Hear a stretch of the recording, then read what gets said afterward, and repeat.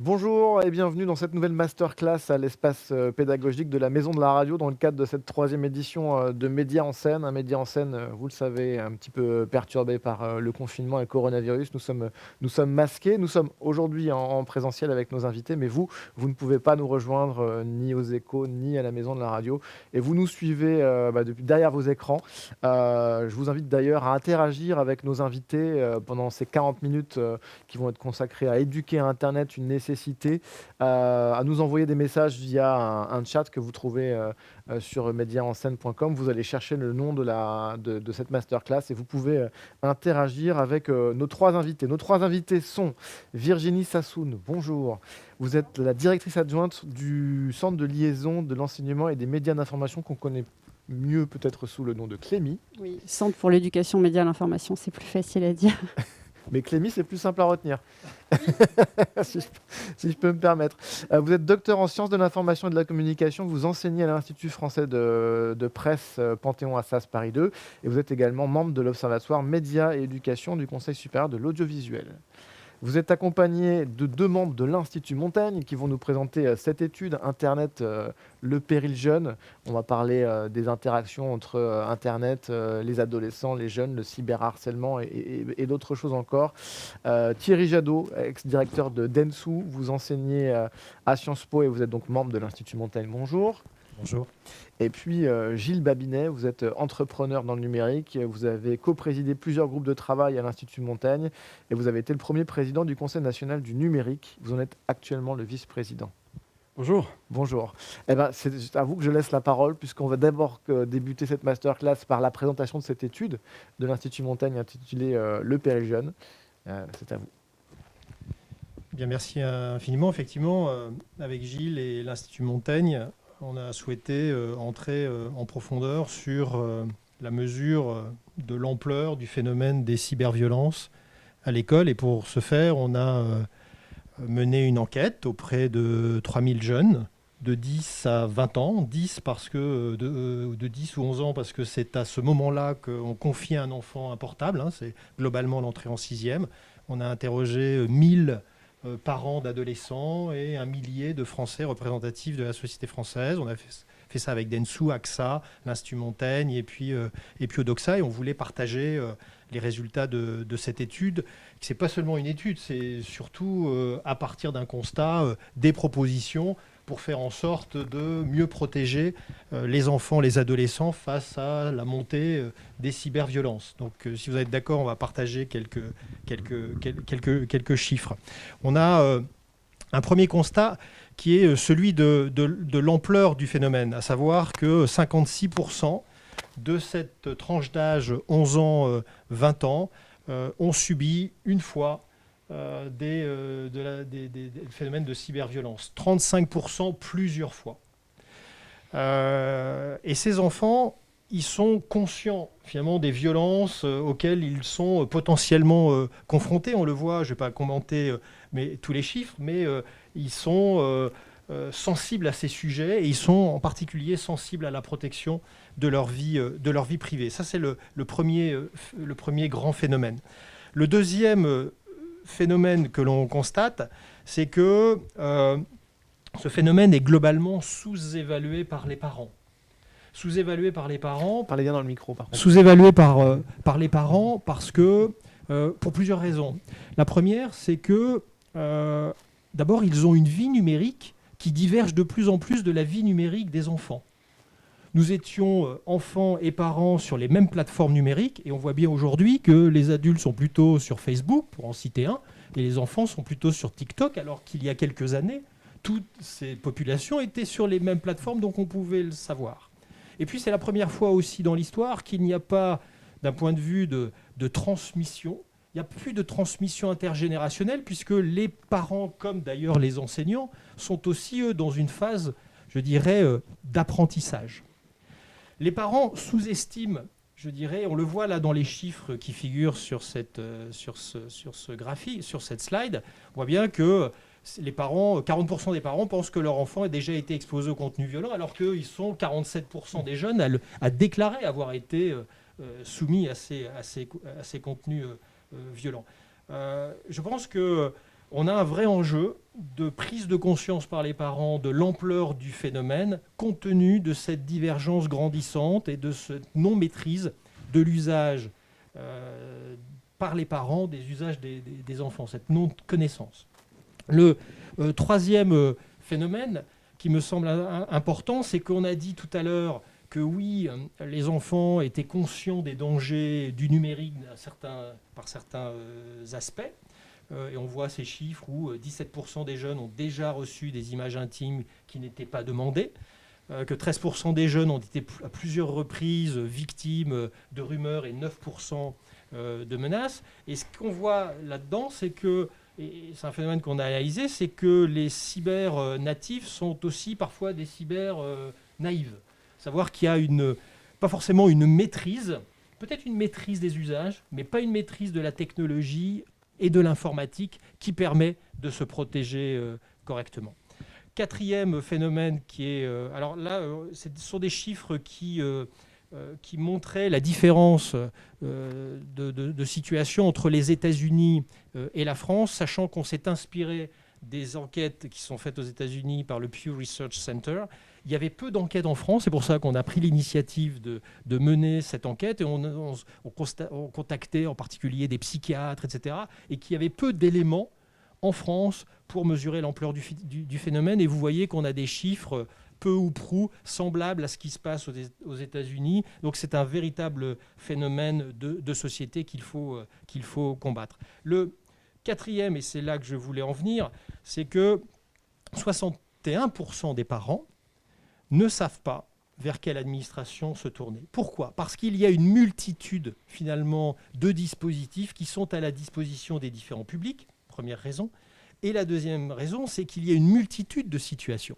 Parce que vous avez de la violence de type homophobie, vous avez de la violence de type antisémitisme, de type misogynie, etc., etc. Et que souvent, il y a une association qui est dédiée à ce type... Du harcèlement aussi. Sur le harcèlement. Et il y a finalement, les parents comme les enfants ne savent pas à qui s'adresser. Et vous avez un certain nombre de dispositifs comme le Net Écoute, comme le 30-20 qui est dédié au harcèlement. Vous avez des dispositifs que met en place le ministère de l'Intérieur, à savoir la plateforme Pharos. Mais la plateforme Pharos, elle condamne ou elle combat la mise en ligne d'un certain nombre de contenus, mais elle ne gère pas des situations individuelles. Vous avez bien sûr la gendarmerie qui a des dispositifs, etc. Donc on se rend compte qu'il y a une très grande diversité, donc de dispersion des dispositifs, qui fait que les parents sont un peu perdus. Et s'ils sont perdus, mais c'est la même chose pour les enfants, ça a un vrai impact parce que lorsque se produit l'incident, le vrai enjeu, c'est le passage, je dirais, du harcèlement, de la violence dans la cour de récréation à la médiatisation de cet incident et le drame absolu. Et tout ça, on estime que c'est à peu près 10 jours. Et donc s'il y a, je dirais, des pertes en ligne au niveau des dispositifs, alors le drame à travers l'amplification qu'apportent les réseaux sociaux risque de se produire. Qu'est-ce que nous avons à partir de ces constats ? Qu'est-ce que nous voulons faire ? La première, c'est ce que je disais. Il y a un vrai enjeu de réactivité afin que tous les acteurs puissent être mobilisés dans un délai extrêmement court. Ce qu'on estime, c'est qu'il faut un guichet unique. Guichet unique afin que quelqu'un qui est confronté, un enfant ou un enseignant ou un parent qui est confronté à cette situation puisse savoir très vite à qui s'adresser. Il faut médiatiser ce guichet unique afin d'en faire une cause nationale, un petit peu à l'instar de ce qui a été fait sur les violences faites aux femmes avec le 39-19 que désormais tout le monde connaît. Et donc il y a un vrai enjeu là de mise en scène, je dirais, de ce guichet unique. Rôle partagé entre parents, enseignants et pouvoirs publics, on voit ici qu'il y a des gouvernances nouvelles à imaginer compte tenu de la diversité des acteurs qui sont impliqués dans un phénomène de cette nature. Pourquoi ? Parce que la plupart des incidents arrivent au moment de l'usage du numérique. Et l'usage du numérique, c'est souvent en dehors des heures scolaires. Donc il peut y avoir un incident dans la cour de récréation, mais l'amplification, notamment sur les réseaux sociaux, etc., se fait en dehors des heures de cours. Et comme vous l'avez peut-être remarqué tout à l'heure, mais un certain nombre de structures qui sont mises à disposition sont ouvertes jusqu'à 20h, jusqu'à 18h, et pas au moment où parfois l'incident se produit. Donc il y a un enjeu clairement de gouvernance à réimaginer sur ces problématiques. Et enfin, un vrai sujet de responsabilisation. Ce n'est pas seulement la responsabilisation des plateformes, c'est aussi la responsabilisation des jeunes, parce que 21% des jeunes de 11 à 20 ans disent avoir été complices d'un incident de cyberharcèlement, et je pense que leurs droits et leurs devoirs ne sont pas suffisamment, je dirais, explicités. Responsabilisation également des plateformes, des enseignants, dans le sens où il faut davantage les former sur ces problématiques, parce que c'est quasiment de la formation sur de la gestion de crise, compte tenu du timing que j'ai évoqué tout à l'heure. Responsabilisation aussi des enfants. Vous avez des spécialités en première qui sont dédiées aux techniques informatiques. Vous avez seulement 8% des enfants qui sollicitent et qui s'inscrivent sur ces spécialités. Mais quand vous regardez la différence entre les garçons et les filles, c'est 15% des garçons et 2% des filles. Et on sait très bien qu'on a des problématiques de cyberharcèlement, il y a une prévalence particulière chez les filles, puisque quand vous regardez les chiffres que j'ai exposés tout à l'heure, il y a quasiment 5 points de plus systématiquement d'un point de vue de violence dès lors qu'il s'agit de filles. Et enfin, responsabilisation des plateformes, parce que oui, les plateformes font énormément de choses. Oui, les plateformes collaborent notamment avec le CSA, mais souvent, je dirais, elles agissent en modérateur, c'est-à-dire lorsque, je dirais, l'accident ou l'incident ou le drame a déjà eu lieu. Donc, nous, ce que l'on recommande, et je pense qu'on reviendra en détail là-dessus, c'est qu'on puisse auditer de façon indépendante les plateformes, d'auditer l'effet des algorithmes. Je sais qu'en France, on a toujours le fantasme d'aller essayer de comprendre les algorithmes des plateformes. Nous, ce qu'on veut, c'est auditer l'effet de ces algorithmes dans des situations réelles. C'est pour ça que nous recommandons la mise en place non seulement d'audits indépendants, mais des stress tests à l'image de ce qui se fait dans le système bancaire. Alors avant de revenir sur plusieurs choses dans cette étude qui sont très intéressantes, je voudrais d'abord vous poser une question à tous les deux, Thierry Jadot et Gilles Babinet. Si vous avez été surpris par les chiffres que vous avez obtenus dans cette étude, notamment le premier qui est assez éloquent, plus de 50% des jeunes que vous avez interrogés qui sont concernés par ce phénomène de cyberharcèlement, et on le voit bien dans l'actualité, incarné entre guillemets par l'affaire Mila, qui est d'ailleurs revenue dans l'actualité avec une autre affaire toujours concernant cette jeune lycéenne. Est-ce que vous avez été surpris par ces chiffres et l'ampleur de ce phénomène ? Alors, je pense que ces chiffres ne m'ont pas surpris. Ils ont plutôt matérialisé une intuition. Comme Thierry l'a dit, on est parti de travaux qui ont été faits par le Pew Center. Et l'un des chiffres qui m'avait profondément déstabilisé, c'était l'augmentation de la dépression chez les adolescents. Plus 71% de dépression dans une période de temps assez courte qui correspondait finalement à l'avènement des réseaux sociaux. C'est-à-dire que, je vous donne ces chiffres de mémoire, mais entre 2010 et 2017, on a un quasi-doublement des détections de dépression. Alors, il faut se méfier des corrélations qui ne sont pas forcément liées à des causes qu'on croit avoir identifiées. Néanmoins, c'était troublant. Une autre, je dirais, quantité de chiffres sous-tendait ce point.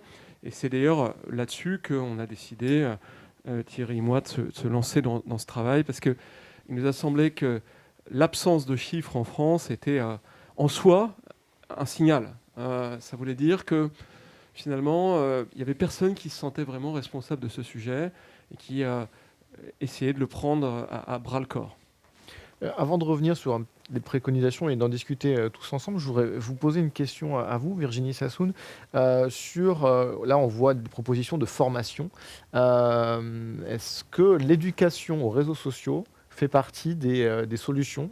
C'est-à-dire, on peut imaginer qu'un jeune qui découvre Instagram ou TikTok à 10-11 ans, parce que c'est à peu près l'âge dans lequel on commence à avoir les premiers smartphones et à aller sur ces petits réseaux sociaux qui paraissent de prime abord plutôt sympathiques, hein. TikTok, on se filme en train de chanter, de danser, on fait des petites vidéos.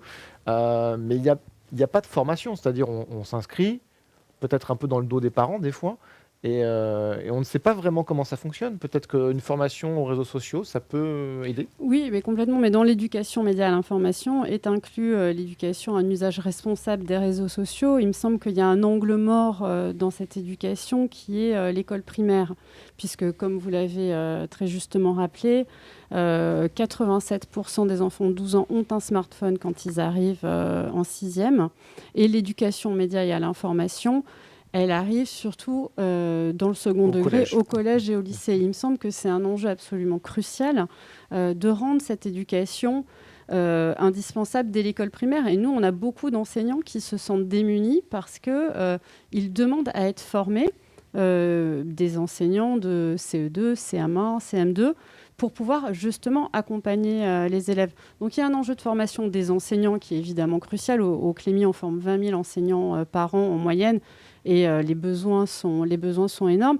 Et il y a aussi, je partage pleinement le constat d'une responsabilité partagée, parce qu'effectivement, on n'est plus sur les mêmes espaces de vie numérique, parents et enfants, mais néanmoins, ce n'est pas parce qu'on n'y est pas qu'il ne faut pas s'y intéresser. Et c'est aussi de la responsabilité des parents de s'intéresser à ce que font leurs enfants. On s'intéresse bien à des activités qu'ils font dans leurs loisirs. Eh bien là, la vie en ligne des ados et des enfants nous concerne de premier chef. Et je pense que ça, c'est aussi quelque chose qu'il faut avoir à l'esprit. Et vous Donc, en parliez tout à accompagner les l'heure, parents. le fait qu'il y a un décalage d'utilisation des réseaux sociaux, où effectivement les parents peuvent être sur peut-être Twitter ou Facebook et les enfants sur TikTok. C'est ça, c'est oui, sur oui. TikTok aujourd'hui, puis demain ça s'appellera Twitch, et puis après-demain ça se rappellera autre chose. Ou Fortnite, parce que Ou Fortnite, c'est pas un réseau social, mais d'une certaine manière, c'est un jeu vidéo, mais un réseau social. C'est sur les plateformes de jeux vidéo que les jeunes parlent le plus politique, par exemple. Et je crois qu'il y a un enjeu aussi. Alors, je crois que la présence éducative sur les réseaux est absolument indispensable parce que les parents n'y sont pas. Mais nous, on développe avec la Caisse nationale des allocations familiales un programme que vous connaissez peut-être qui vient de Suède, qui s'appelle Promeneurs du Net et qui permet d'assurer une présence sur les réseaux sociaux de personnes, d'éducateurs, parce qu'en fait, les éducateurs, avant, on les rencontrait dans la rue, à la MJC, puis en fait, avec nos vies qui se développent de plus en plus en ligne, les éducateurs vont là où les jeunes sont, c'est-à-dire sur les réseaux sociaux, et ces éducateurs doivent aussi être formés.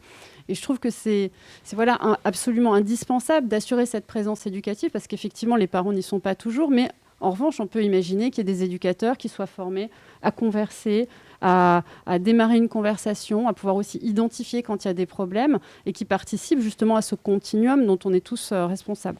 Alors, on va revenir un petit peu plus tard dans cette masterclass, cette conférence sur toutes les ressources pédagogiques que le Clémy propose, notamment aux professeurs, aux enfants, aux parents. Mais je voulais revenir sur peut-être une des slides qu'on a vues au tout début, sur c'est celle où en gros, tous les processus d'alerte qui sont très nombreux et qui sont effectivement, quand on regarde votre schéma, on se dit bon, alors, qu'est-ce qu'on fait là? On contacte qui? Qu'est-ce qui se passe quand mon fils ou ma fille est victime de cyberharcèlement sur les réseaux sociaux? Qu'est-ce que je fais?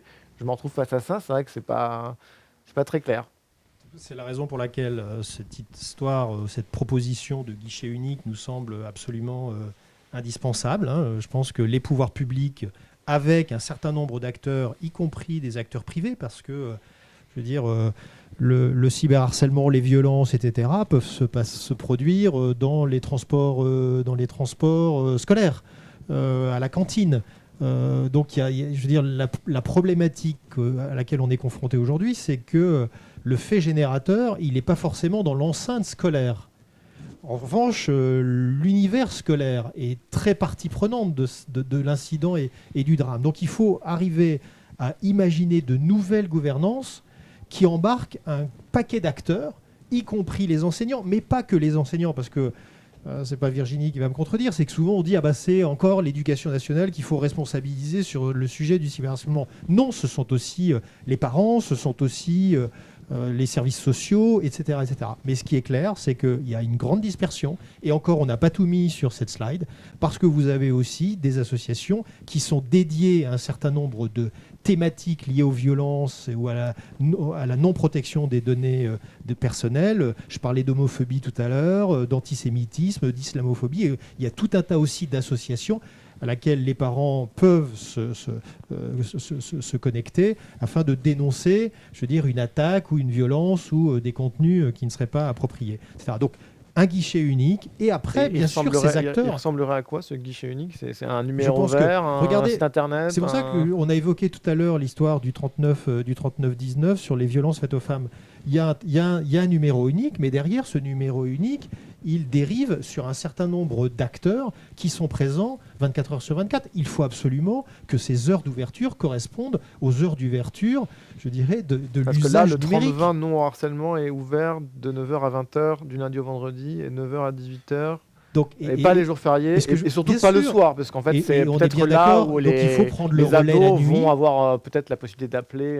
Bien sûr, il faut qu'il y ait des relais 24 heures sur 24. Je veux dire, le cyberharcèlement ne s'interrompt pas lorsque les classes, les lycées, les collèges se ferment. Au-delà, il me semble qu'il y a un vrai sujet d'avoir quelqu'un qui soit en charge, qui ait la responsabilité, non pas de son institution et finalement de ses prérogatives, l'éducation nationale pour la sensibilisation en amont, mais pour cette problématique d'ensemble. Et ça, c'est quelque chose qui, je crois, bute sur une culture assez verticale, assez siloisée des institutions françaises, où finalement, si vous observez ça, vous allez vous rendre compte qu'il y a plein de responsables. Il y a potentiellement tout ce qui concerne les médias, qui, me semble-t-il, sont rattachés au ministère de la Culture, si je ne me trompe pas. Vous avez des enjeux de santé publique qui sont rattachés au ministère des Affaires sociales et de la Santé, d'éducation nationale, de justice, de police. Et ça ne fonctionnera pas si chacun de ces interlocuteurs dit finalement, moi je m'occupe de Pharos, mon délai de réponse il a diminué d'un facteur 3, et donc j'ai fait ma part, c'est aux autres de faire la leur. Non, il faut, et je crois... C'est très valable pour beaucoup d'enjeux de politique publique. Il faut se dire, OK, on a un vrai sujet avec le cyberharcèlement au sens large, et il faut qu'on crée un mécanisme qui fonctionne. L'un des vrais problèmes lorsque vous êtes au sein des institutions publiques, c'est ce qu'on appelle les politiques interministérielles, où vous devez mobiliser plusieurs acteurs pour faire ça. En général, ce qui se passe, je l'ai constaté, c'est ces acteurs se mettent en compétition les uns par rapport aux autres. Et donc, vous n'avez absolument pas le résultat qui est souhaité, c'est vraiment de réussir à impacter ces politiques transversales. Et ça, je crois que voilà, il faut que le signal soit émis, il faut qu'il y ait la responsabilisation d'une vraie tutelle sur ce sujet, que l'ensemble des indicateurs transversaux soient identifiés, et puis qu'on puisse en faire, comme on l'a fait d'ailleurs pour un certain nombre de thèmes, un enjeu national. D'ailleurs, c'est l'une des recommandations de notre rapport, c'est que 2021, alors dans le contexte dans lequel on est, ça va peut-être être un peu plus compliqué, mais face du cyberharcèlement, une grande cause nationale. Et c'est à cette condition, et ayant identifié cet enjeu de transversalité, que non seulement on va faire peut-être des politiques publiques modernes, et puis au-delà de ça, qu'on résoudra ce problème qui est crucial, je dirais, au-delà du cyberharcèlement, dans la capacité de vivre ensemble. Les problèmes qui envahissent les médias ces jours-ci sont directement liés à ce sujet-là. Et si on avait développé au travers des réseaux sociaux une culture du dialogue plutôt que de l'affrontement, ça participera à aider un petit peu les choses à déshystériser le débat. Puis ça impacte des jeunes qui sont en construction, donc ça les touche de façon peut-être encore plus violente que pour un adulte qui est déjà confronté à la violence sur les réseaux sociaux, qui est déjà pas évidente, mais quand on est une adolescente ou un adolescent en construction, un peu Voilà, c'est une période un peu compliquée. C'est encore plus violent peut-être cet aspect de... Voilà, Ce que dit Gilles est d'autant plus important qu'on n'a pas mis tous les chiffres de l'enquête et elle figure et elle est accessible sur le site de l'Institut Montaigne. On n'a pas mis tous les chiffres, mais il y a une vraie défiance des parents à l'égard de l'administration pour adresser ces sujets. Notamment de défiance des parents à l'égard de l'éducation nationale. Mais ce qui est intéressant, c'est que, à l'inverse, les enfants et les adolescents font énormément confiance à leurs professeurs pour les aider dans ce type de situation. Donc on a quelque chose, un levier absolument positif, c'est la confiance qui s'est créée entre l'élève et le corps enseignant.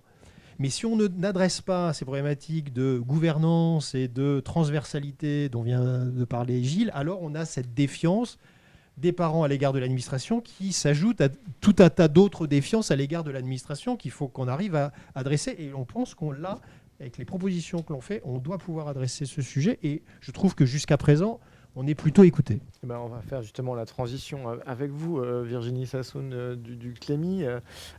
Justement, les parents et les enfants ne sont pas tout seuls. On vous leur proposez beaucoup de supports pédagogiques. On va détailler ça ensemble.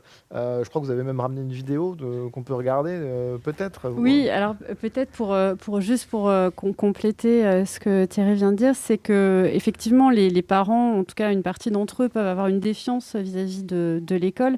Mais nous, dans d'autres études qu'on a pu mener, on voit qu'il y a aussi une attente extrêmement forte, ce qui n'est pas du tout incompatible. C'est que parfois l'attente déçue peut nourrir la défiance. Mais donc c'est un enjeu qui est immense.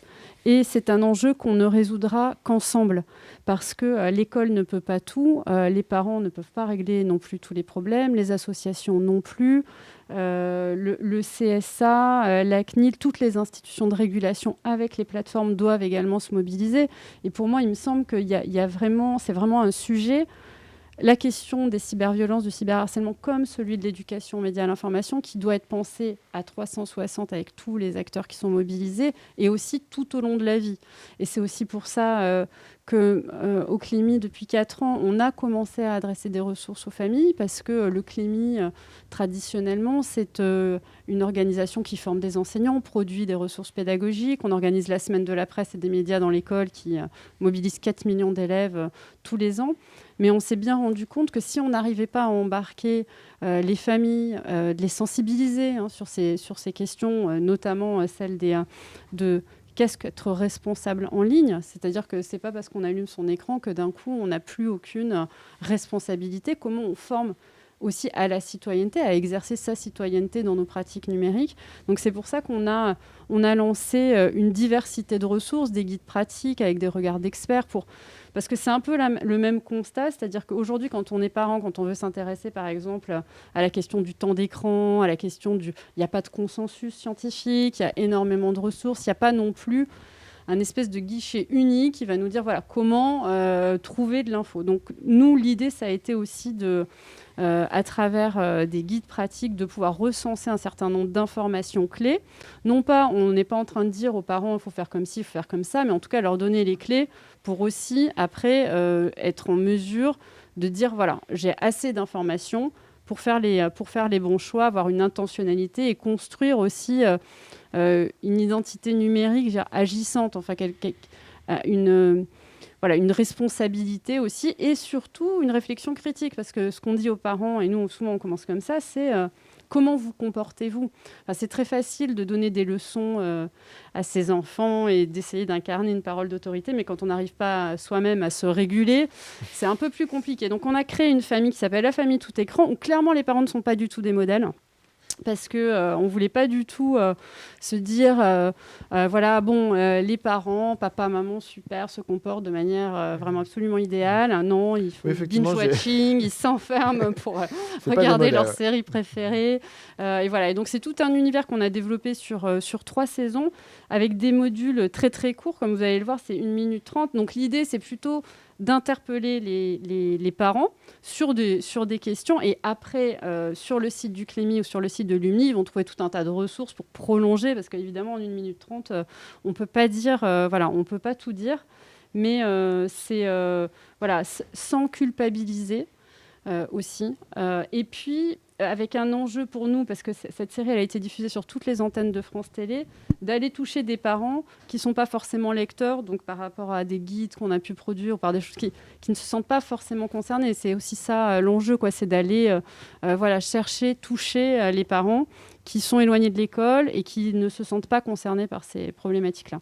Je vous propose de regarder un extrait et on a une question qui est directement liée juste après. Les parents, je vous présente ma copine Marie. Elle était en voyage, en Inde. Elle est youtubeuse, elle a 200 000 abonnés. Marie, sois la bienvenue. Je t'en prie, assieds-toi. Est-ce que t'as besoin de quelque chose? T'as faim? Tu veux des cookies, un jambon beurre, une bouillotte? Non. Depuis que maman a créé sa chaîne sur les bonsaïs, elle a peur d'un truc. Oui, j'ai peur des trolls. Des trolls? Ça ressemble à ça. Il y a des gens sur Internet qui utilisent des pseudos et qui se permettent de te dire les pires horreurs en ligne, de t'insulter sans jamais avoir de problème. Ça, c'est des trolls. Concrètement, si ça m'arrive, je fais quoi? Il faut absolument déposer plainte. Sous toutes mes vidéos, j'avais des centaines de commentaires de gens qui me demandaient de me suicider. Non mais c'est bien marqué, c'est très grave. Hein. Les parents sont responsables vis-à-vis de leurs enfants. Ouais. Et si c'est un adulte qui est le cyberharceleur, il peut passer directement à la case prison. Dis-moi, t'accepterais de faire la guest sur une de mes vidéos? Alors là, c'est l'heure C'est l'heure de faire autre chose. C'est ça. Ouais, Voilà. bisous. Mais tu sais, si tu cherches un guest, je suis là. C'est l'heure de faire autre chose. Bisous. Nous sommes tous responsables de ce que nous publions, likons et partageons. Harceler quelqu'un en ligne derrière un pseudo, c'est illégal. Alors si vous êtes victime ou témoin d'agression sur les réseaux sociaux, vous devez signaler les comptes malveillants auprès des plateformes et les bloquer. Et surtout, parlez-en autour de vous. Maman, voilà ce que je fais au troll. C'est pas un troll, c'est papa. Oui, mais tu dis toujours qu'il t'embête. Voilà, gros succès pour la chaîne de vidéo YouTube des bonsaïs, visiblement. Cette série, on peut la retrouver encore? Elle est disponible sur Internet? Oui, elle est disponible sur le site de l'UMNI, sur le site de la Caisse nationale des allocations familiales et sur le site du CLEMI. Alors, une question dans le chat, je vous invite d'ailleurs à venir nous rejoindre et en poser.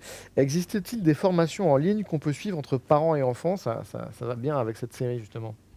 Nous, on a développé des ateliers de parentalité numérique avec donc notre partenaire de la Caisse nationale des allocations familiales, parce qu'on est vraiment très complémentaires. Parce que nous, pour sortir des murs de l'école, il fallait bien aussi qu'on puisse travailler avec des acteurs qui sont, eux, au contact des familles. Donc, la Caisse des allocations familiales, mais aussi les fédérations de parents d'élèves, aussi toutes les ligues d'éducation populaire, des associations comme l'UNAF. Donc, on propose des kits d'accompagnement et on intervient aussi, nos coordonnateurs académiques du CLEMI interviennent aussi dans le cadre de cafés des parents. Et les demandes sont très importantes. D'ailleurs, quand il y a des problèmes de cyberharcèlement dans un établissement, souvent, les chefs d'établissement prennent le guide de la famille tout écran comme un objet de médiation pour aussi enclencher une discussion, pour dire comment ça se passe à la maison, comment ça permet de faire le lien et de faire ce trait d'union qui est indispensable entre les familles et l'école. Et c'est vrai que le contexte, la tragédie qu'on a vécue avec Samuel Paty nous rappelle aussi à quel point la question des parents et de la viralité sur les réseaux sociaux et à quel point il y a un besoin immense aussi de sensibiliser à ces questions-là, sur l'usage responsable des réseaux sociaux. Une deuxième question qui peut s'adresser à tout le monde, qui est un petit peu longue. Les délégués parents peuvent se retrouver sans ressources face à des directions d'établissements scolaires qui considèrent que dès lors que l'incident se produit sur les réseaux sociaux en dehors du temps scolaire, on en parlait au début de cette masterclass, elle n'a pas à intervenir. Pourquoi pas une cellule dédiée au cyberharcèlement dans l'enceinte même des établissements scolaires? Ça revient un peu sur la question de la réponse du guichet unique qu'on évoquait en début de... Oui, moi je pense que c'est effectivement un sujet assez fondamental, c'est-à-dire d'une part l'aspect silo de l'éducation nationale et puis d'autre part le fait probablement d'ouvrir plus largement ces missions à des intervenants de la société civile. Je pense que vous intervenez beaucoup dans les écoles, je le fais aussi dans une moindre mesure et c'est assez difficile. Je ne trouve pas que ce soit simple. C'est assez bureaucratique, c'est assez complexe et je pense que il y a un certain nombre de dispositifs, en particulier celui-ci, où on devrait, au travers d'une grande cause nationale, faire en sorte que les associations comme le Clémy puissent avoir un accès non seulement simplifié, mais très largement encouragé à tous les niveaux et des fonctions support à cet égard. Je pense aussi, c'est un aspect périphérique, mais je me suis dit a posteriori qu'on aurait dû le recommander dans notre rapport, que des associations comme le Clémy devraient avoir réglementairement accès à de la publicité gratuite sur les plateformes. Parce que finalement, elles commettent des troubles. Et l'une des actions de correction que l'on pourrait envisager, c'est que, de facto, on puisse mettre en avant des moyens de corriger ces troubles sur ces plateformes. Alors, on n'est pas une association, on dépend du ministère de l'Éducation nationale, on est un opérateur, un service de réseau Canopé. D'accord. Donc ils ont l'accès n'est pas si compliqué aux classes. on va terminer par un point qu'on n'a pas encore abordé, qui est vraiment très important, c'est la responsabilité des plateformes.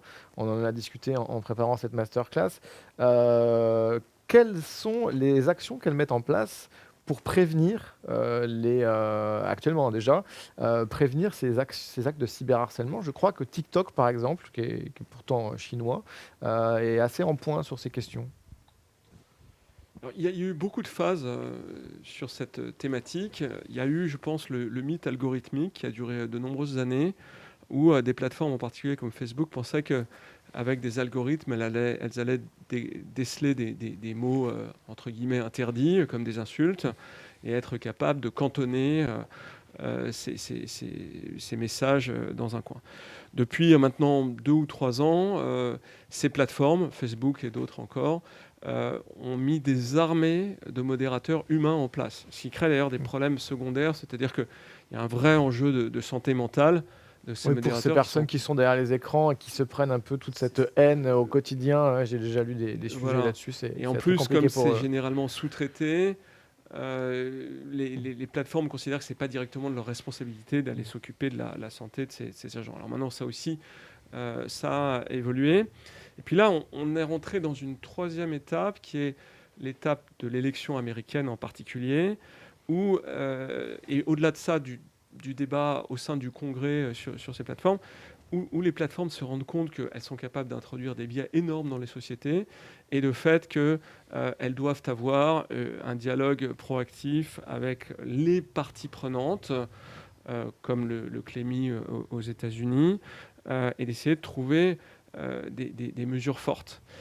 L'un des éléments qui est apparu et qui est, à mon avis, hautement problématique, c'est que le cœur du modèle d'affaires de ces plateformes, c'est le trafic. Et ce qui favorise le trafic, c'est les propos polémiques. En d'autres termes, si vous avez un propos mesuré, articulé et complexe, vous serez en moyenne 6 fois moins visible que si vous insultez quelqu'un. Je le dis de façon un peu brutale, mais ça se résume quand même largement à ça.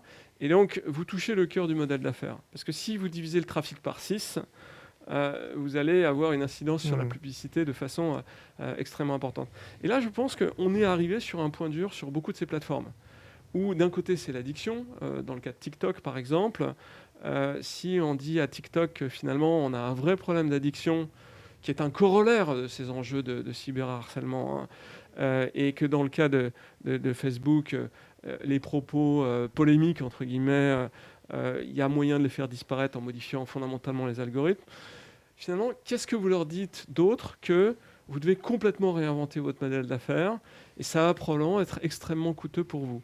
Et donc ce débat-là, qui est arrivé outre-Atlantique, arrivera nécessairement en Europe. Et vous savez qu'actuellement, il y a un grand texte qui est actuellement en débat au sein des institutions européennes, qui s'appelle le Digital Service Act. On est en train de rentrer sur ces sujets-là. Je ne sais pas comment on va en sortir. Est-ce que les plateformes devraient intégrer des publicités ou des contenus sponsorisés par le gouvernement ou par l'éducation nationale pour prévenir à destination des jeunes utilisateurs des pastilles, des vidéos Est-ce que c'est comme ça que ça pourrait fonctionner ? Oui, ça pourrait fonctionner comme ça. Après, je pense que par rapport à la responsabilité des plateformes qui, effectivement, est immense, on peut s'interroger aussi sur notre responsabilité notre responsabilité dans l'usage de ces plateformes. Mais quand on a 12-13 ans, c'est peut-être compliqué. Oui, mais justement, nous, on vient de sortir une bande dessinée, et donc c'est aussi pour s'adresser à ces préadolescents, j'ai arrivé qu'on l'a fait, qui nous plonge dans la tête d'une ado connecté. L'occasion pour nous de parler de la question de la captation de l'attention, des algorithmes de recommandation, de qu'est-ce qu'une identité numérique, de comment on doit se comporter en ligne. Et on l'a fait un peu à la manière de Vice Versa. Je ne sais pas si vous voyez le long métrage où on arrive dans la tête du personnage avec différentes facettes de sa personnalité qui discutent parce qu'il y a des débats, parce que quand on est adolescent, on se cherche, on provoque, on expérimente. Parfois, on peut partager une fake news sans forcément y croire, mais simplement pour rigoler ou pour emmerder ses parents ou d'autres personnes. Donc, je pense qu'il y a quelque chose aussi qui est crucial dans l'éducation et qui a un temps long. Alors évidemment, c'est la responsabilité, la question de la responsabilité des plateformes est très importante, mais il y a aussi tout ce travail de notre propre responsabilité dans l'usage. Et Facebook vient de lancer un club des parents connectés. Je pense qu'ils se rendent bien compte aussi des besoins des parents aussi d'être accompagnés dans des espaces safe sur les réseaux pour aider leurs enfants. Je termine avec cette question, mais on a déjà répondu, mais c'est plutôt sympathique. C'est quelqu'un qui dit qui fait un exposé sur l'éducation aux médias, justement en utilisant votre bande dessinée et La famille tout écran. Et elle pose la question, à quel âge pensez-vous qu'il faut commencer à éduquer les enfants à ces outils numériques? Mais je crois qu'on a déjà répondu. Oui, mais je pense que Virginie a dit quelque chose de très important tout à l'heure, parce que je sais que dans la réforme des lycées, etc., il y a quand même beaucoup de choses qui sont faites pour aider les professeurs à embrasser ces problématiques, notamment avec une revalorisation de tous les métiers liés aux techniques informatiques. Donc ça, je pense que c'est très bien. Mais là où je rejoins Virginie, c'est que j'ai envie de dire qu'en première, c'est un peu tard. Il faut vraiment... Beaucoup plus tôt. Je pense que c'est le CM1, c'est le CM2. Je sais que la gendarmerie a fait des choses avec le passeport Internet, ça. C'est à ce moment-là que les choses se passent. Et ce qui est important, et je valorise ce que vient de mentionner Virginie à travers la BD, c'est qu'il faut parler avec les codes de la jeunesse. Parce que tous les discours top-down dans un journal télévisé du soir, ça ne va pas marcher. Il faut être là où sont les usagers et parler avec leur code, c'est-à-dire avec leur vocabulaire, avec leur grammaire, pour que ça ait un impact. Et à ce sujet-là, je vous ramène qu'on va terminer cette masterclass, que nous avons dépassé notre temps de 40 minutes. C'était très intéressant et je vous en remercie. Mais on peut faire le lien avec Dopamine, qui est une web-série diffusée sur les plateformes dont on a fait une masterclass en début de matinée, qui parle justement de ces addictions, qui est des petits formats très courts d'une dizaine de minutes et qui sont diffusés sur les réseaux sociaux, qui expliquent comment fonctionne par exemple Twitter ou TikTok, sur la façon dont on a la satisfaction d'être sur ces réseaux et de pourquoi on continue à y être. Et c'est justement fait avec un langage qui parle aux jeunes. C'est très dynamique, c'est assez drôle.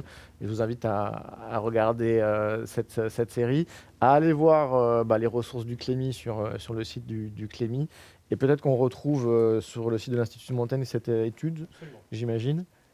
Et ben voilà. Et vous pouvez en tout cas, si vous nous avez suivis et que vous nous avez pris en cours de route, revoir cette masterclass en replay sur le site de mediaenscène.com dès à présent. Je vous remercie. Merci.